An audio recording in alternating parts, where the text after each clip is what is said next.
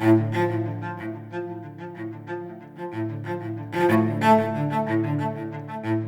everybody, Luis Pozzolo, congressional candidate for District number 7. I want to share with you an interview we did with Kevin Daly. Kevin Daly is a neighbor in Tucson, an activist, a business owner who, after he got fed up seeing what is happening in town, decided to organize neighbors, organize businesses to find solutions. Solutions that have no party, no political affiliation. It's just find real solutions for what is happening in the street. Bring security to our neighbors, bring security to our businesses, and find solutions for that people that are living in the street, they're homeless, and that community is growing and growing. And to understand the roots and why they are in the street. According with the mayor and according with these progressive people running our district, it's just because it's no affordable housing. And I don't believe that. I don't think, it's just because the houses are too expensive in Tucson that people are living in the streets. I think the roots are drugs. The roots is, absence of trade schools, absence of real support from our government to people that have problems. And right now you're facing one of the biggest drugs crisis in America, the fentanyl crisis. This is a cheaper drug that you can get by 60 cents to $1 a dose. It's available, it's open border. The open borders policy from this administration is allowing these people to push incredible amount of drugs into our communities.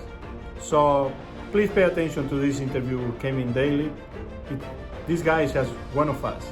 He's one of you that are fed up seeing what is happening and seeing the government have no plan. Thank you.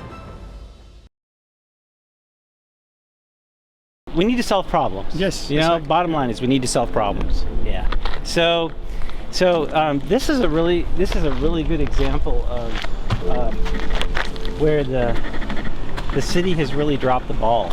I mean, it's actually against the law to there's a city code 26-11 that says you can't live in a wash. You can't build a structure. You can't modify it.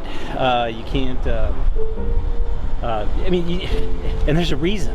There's a whole bunch of. There's a whole bunch of reasons, and one of the biggest thing is this is dangerous. Yes, it is. We've had more than one rescue of kids, out of this wash in the monsoon season, especially. This wash actually starts as far as Tucson Boulevard. Oh wow! Yeah, the cemetery wash goes through the cemetery, and then it ends up here, and then it goes here, and then it goes into the Santa Cruz. I warned them before monsoon season, all this stuff that's going to come floating down here, and they're not supposed to be down there.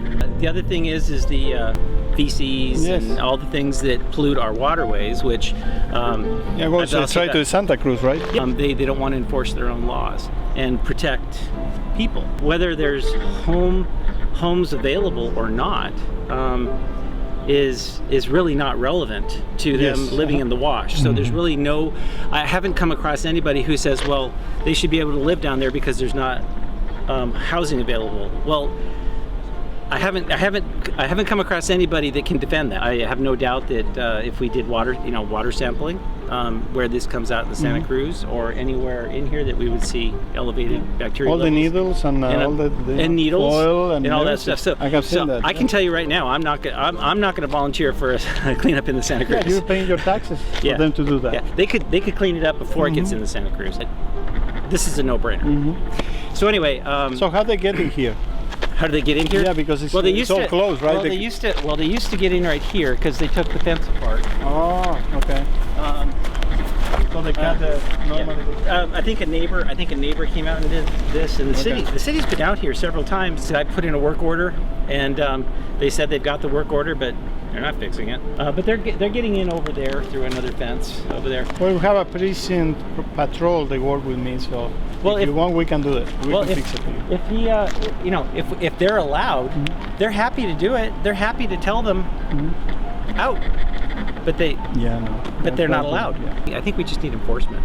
Yeah. Okay. We need to have consistent enforcement. We have to. The issue more than us. I honestly think that we have to be able to let our officers do their job. Oh yeah, I agree with you.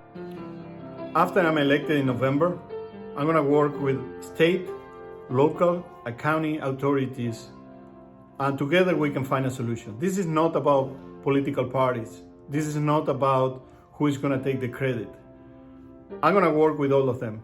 And today I extend an open door policy from my office after November to work together to find real solution for these people. We really need to work hard. This is a big crisis that we have in front of us, and it's getting worse and worse. Thank you.